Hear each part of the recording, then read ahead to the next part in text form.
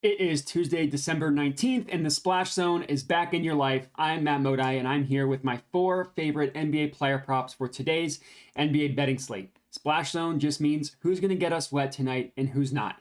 Before I can get into today's picks, got to do a recap from yesterday, which luckily was awesome. We had a great day on these NBA player props yesterday, going 3-1 on the 4 plays that we had yesterday, up 4.1 units.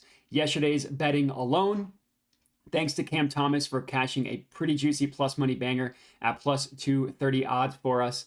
That brings our total profit on these NBA player props on the Splash Zone season to date up to 22.85 units of profit with an ROI of 18.21%. I got to say, the season has been great.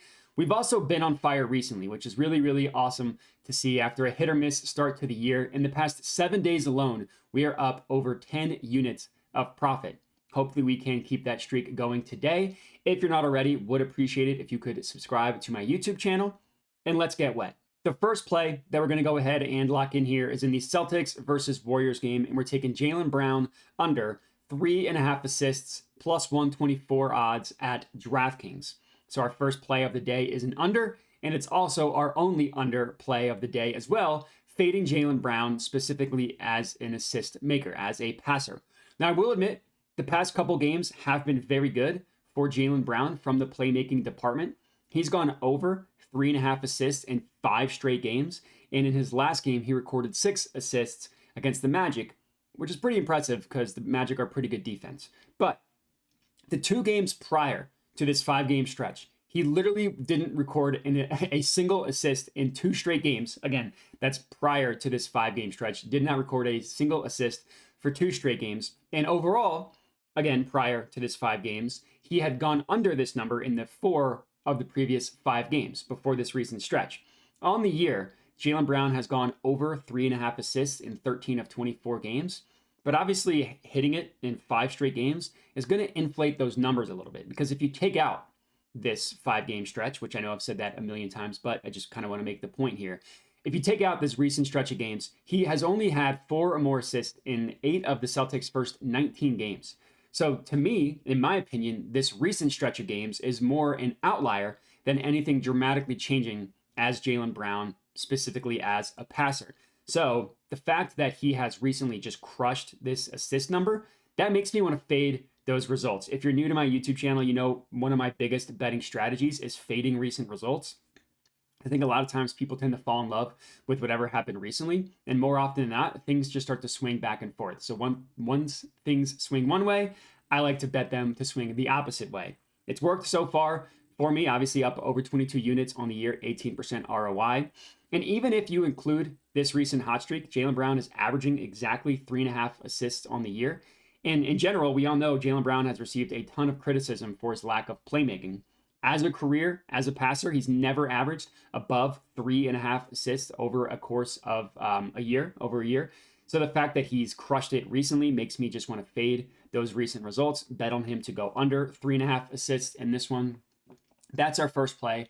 Next up, we're sticking in the same game, Celtics Warriors, and we're taking Jason Tatum over 4.5 assists. This is at plus 114 odds at Bet Rivers. You can also get it at plus 110 odds at ESPN Bet if you don't use Bet Rivers. So it's the same game, another assist total. This time we're taking an over, backing Jason Tatum to go over 4.5 assists. It's kind of the exact opposite situation as Jaylen Brown, whereas Tatum has been cold from an assist department. So another situation where we're just kind of fading those recent results and we're expecting things to start to swing back the other way. Tatum has gone under this number in 3 straight games. Prior to that, he had gone over in 3 straight games. Now on the year, the win percentage, I will admit, is not in our favor. He's only hit 5 or more assists in 9 of 25 games, but he has had exactly 4 assists an astonishing 8 times, which is kind of crazy. Hitting exactly 4 assists in 8 of 25 games, that's a quarter of the game or a third of the games. That's insane. What that means is that in 17 of the 25 games, he's been hovering right around 5 assists. And if one jump shot goes in half of those 8 games where he had 4, things look things look a lot different from Jason Tatum in terms of his assists. Obviously, it's not always that simple to make or miss league, of course, but I like to look at potential assists. And Jason Tatum, he's averaging 8.4 potential assists per game. He's averaging a little over 5 adjusted assists, which takes into account passes that lead to fouls or secondary assists. That puts him right around players like Steph Curry, Russell Westbrook, right around Siakam, Josh Giddey, guys like that. So it's not like he's a total black hole. He's generally he's an average passer. I'm not going to say he's a good passer. He's an average passer, much better than Jaylen Brown. He's not a complete black hole on offense. So I like for him to go over 4.5 assists for this one, cashing our second play of the evening. Next up, third pick in the Suns versus Blazers game, we're taking DeAndre Ayton, 15 plus points. This is at plus 140 odds at BetRivers, or you can get it at plus 125 at FanDuel. So I will admit it's been a rough stretch from DeAndre Ayton from a scoring department. So this fits right into the same category of fading recent results, which we did with our previous 2 picks. Ayton hasn't scored 15 or more points at all in the last 5 games. And in that same stretch, he's only gone over his mainline point total, which is 13.5. He's only gone over that once in the past 5 games. So if you wanted to be a little bit safer, you could take him over 13.5 points. I just pumped it up one number to get us to pretty juicy odds at, like I said, plus 140 or plus 125.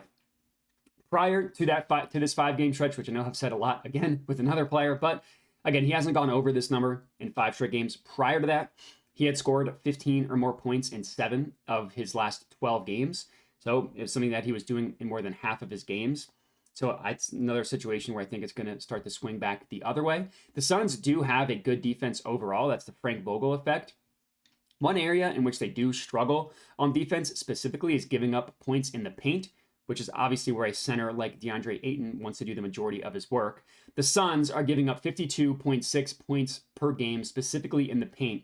That is ranked 23rd in the NBA. Yeah, they're not the worst like the Wizards or the Pacers, but definitely still below average in terms of giving up points in the paint. That's where DeAndre Ayton lives.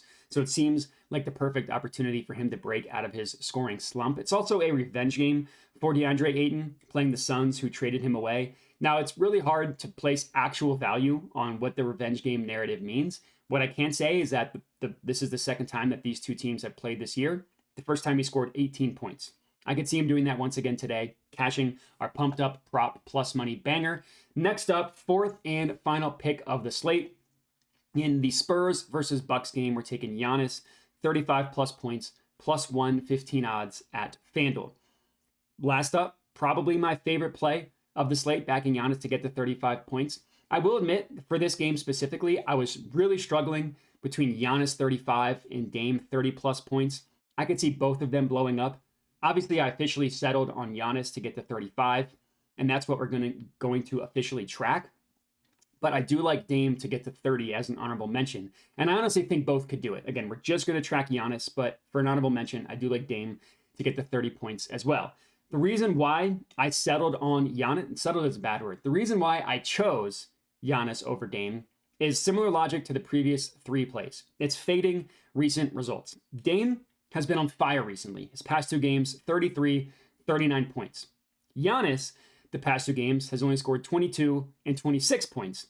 So I see this being a situation where Giannis gets back to his scoring ways after 2 quiet games in a row. Granted, he had 2 quiet games in a row. The game prior to that was when he scored 64 points against the Pacers. So in general, it was only natural for his scoring to go down a little bit after a 64-point outburst. Now, I will admit another point in favor of Dame is the matchup is generally better for point guards, specifically as the way the Spurs play defense. So it's a better matchup specifically for Dame than Giannis. But that also doesn't mean it's a bad matchup for Giannis. It's not like I'm scared off of the matchup. I don't know if it's going to be Wemby guarding Giannis. As good as Wemby has been this year, he just doesn't have the bulk yet to hang with Giannis physically. So I could see Giannis dominating him. Overall, the Spurs are giving up the 4th most points per game in the NBA.